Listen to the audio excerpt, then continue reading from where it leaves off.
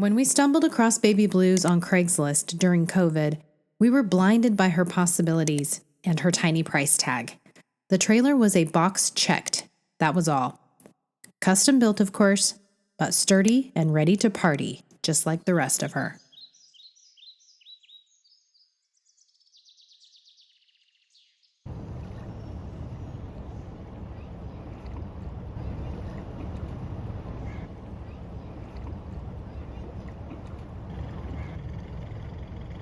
Besides, we have other, more pressing things to worry about.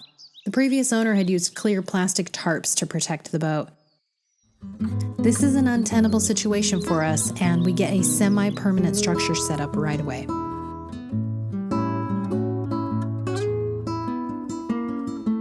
Almost as pressing is our need for front and back tents. One of our main goals with this boat is taking the entire family camping, so we need these for sleep, rain protection, and privacy.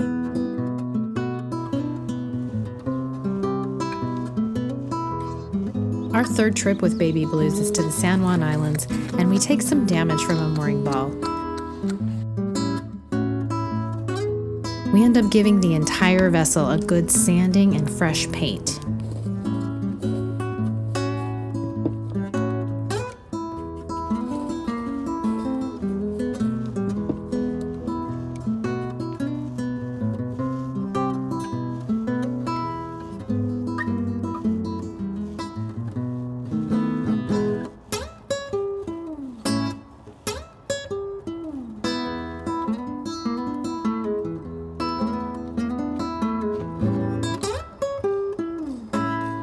The winch keeps slipping.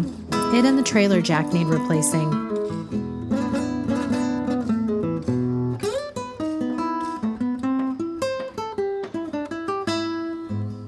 Come in a little too hot one evening and you put the bow right through the soft wood of the old bunk pads. Oops.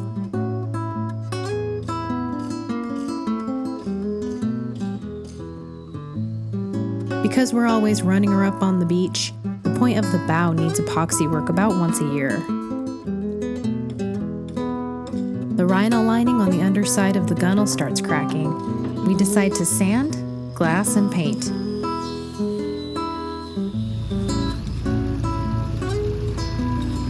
As we left the 2022 Wooden Boat Festival, our motor had trouble starting, then lost low idle completely.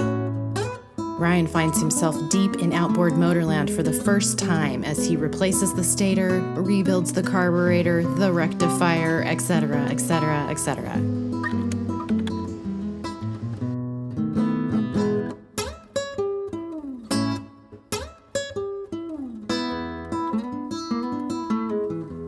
After the festival, we also find more than a bit of seawater in the watertight sponson.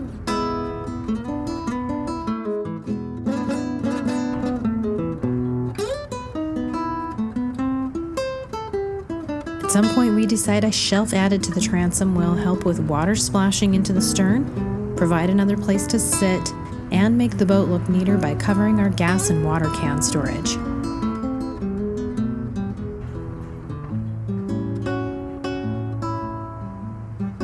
The switch breaks that controls our running and anchor lights. This leads to redoing the helm, cleaning up the wiring underneath, and adding a 12-volt USB charging station. All the while, we need to keep improving the area where Baby Blues lives. We've laid gravel, and now a concrete drain and sidewalk. At this point, we've been on well over 100 launches with this trailer. Now the HDPE strips that guide the boat are cracking off in pieces.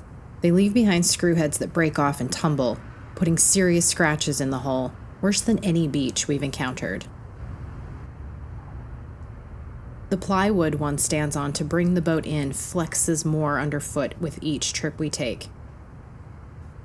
We're at the end of our Whidbey Island adventure when the corroded fasteners on the trailer finally fail. As I'm driving the boat on, the weight of her causes the plywood to fold dramatically into a V shape before settling flat again. From Ryan's perspective, it seems like the bow nearly punctures the decking. We realize if we want to go boating again, this trailer has to be rebuilt. Fortuitously, my parents have arrived and my dad is eager to help on the job. Ryan's happy to have the extra brain and manpower as he's facing some unique problems. First of all, how to suspend the boat without boat jacks, cribbage, or other professional gear. Like I'll cut a couple of these 2x12s in half, 2x4s in half, and then let's just get... If we could even get rid of these two 1-bys that we put on here, lower that bow down a little bit, that is help. Straight onto the blocks of the big 6x6.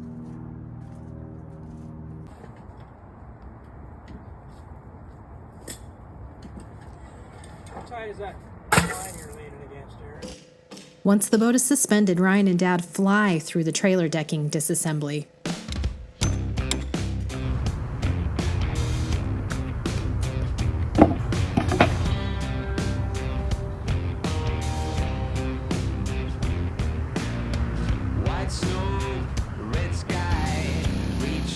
We fill our pressure washer with fine sand, a technique we saw online to make this tool do double duty. Works great.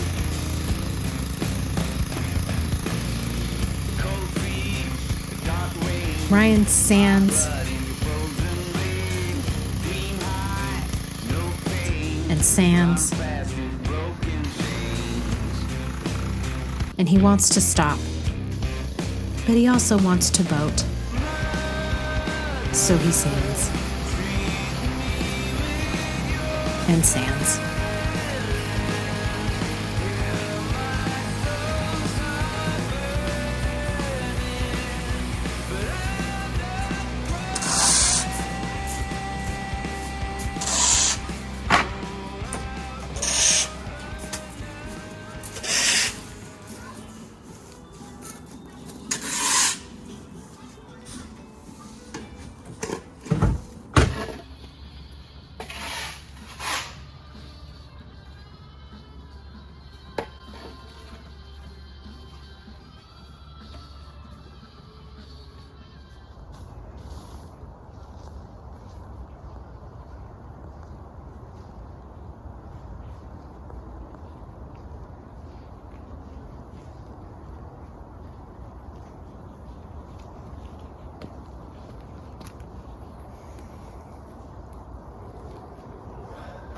Big day.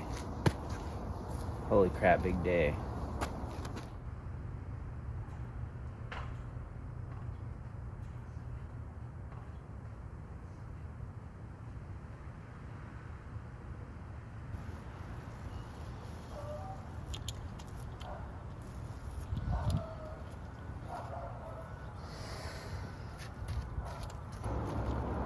Got the trailer painted and got the wooden decking and stuff painted. Just letting it cure for a minute and then it's going back together.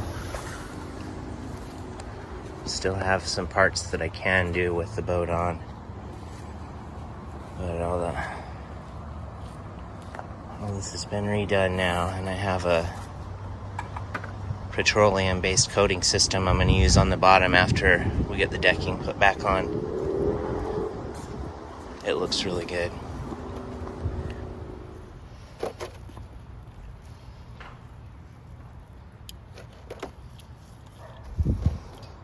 We use gray Trex Ryan recovered from a dock demo on Lake Sammamish a few years back for the new bunk glides. How fitting. I ordered some U-bolts that were, you'd think that all trailer bolts would be standard. They're not, so we're having to modify some plates and I'm having to hang on the bolts to bend them, but it's looking pretty slick.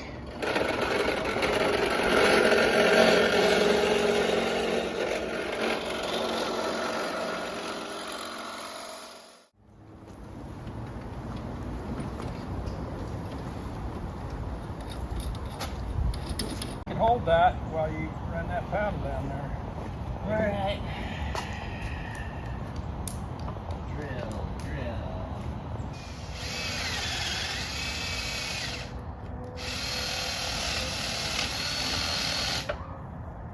Soon enough, the boys are easing the trailer back underneath the boat. We gotta come out of the muck. So let's put the chocks back, I guess, like right here.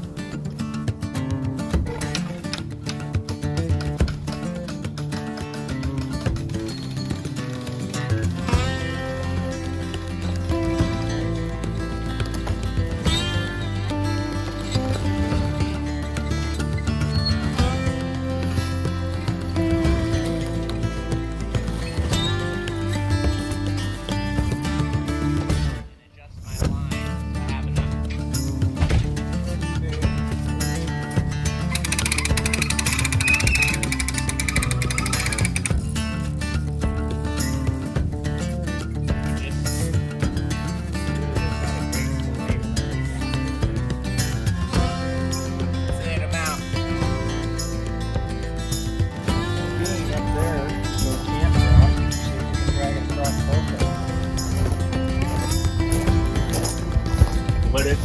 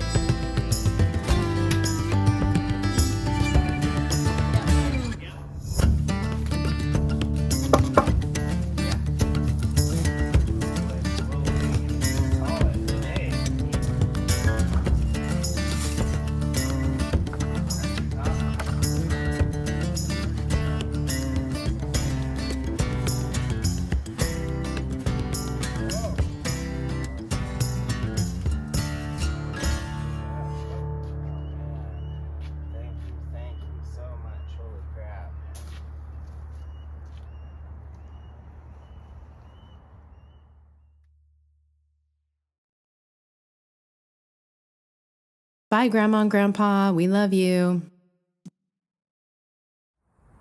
Just getting in here to paint this. What do I see? I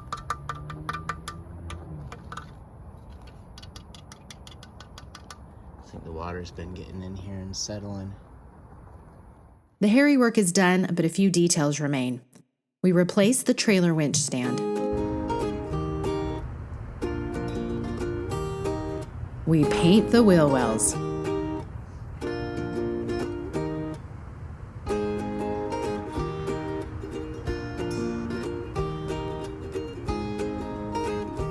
Finally, it's splash day. I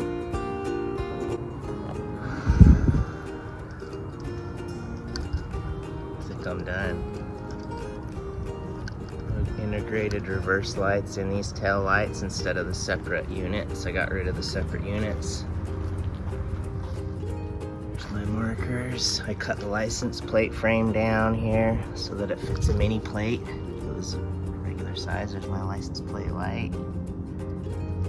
Marker lights. A little touch up I gotta do here. Some on the wheels too. But man, it's looking, I'm feeling really tight. I'm happy with the wiring now. Had a short because I'd cinched the wires too tight on those bolts and gone through the insulation. Got new bearings in here. Painted the hubs safety yellow because that's our accent color for the high-vis hitch up here. It's a cool accent color. So I've just got to paint the boat now, but I'm going to take a break from working on it and go get it on the water and go play. I know that the trailer works now, and it's looking great. And I've got no funny wiring, no funny nothing. It's just solid, solid, solid. So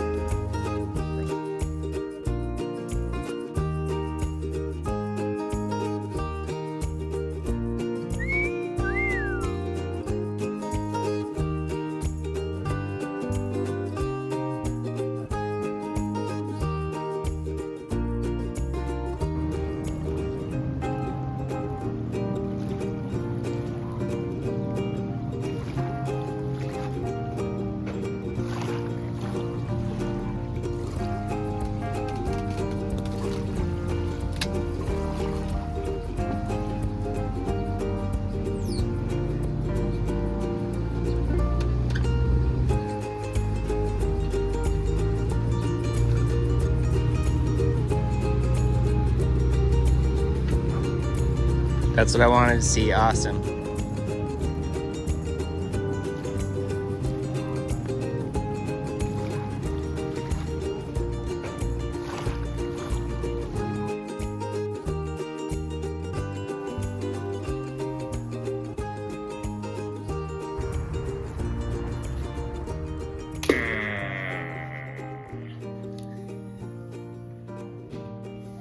Oh no, it's gonna break. Like that. Fold it up. Psh, top load. Punch through almost. Right there.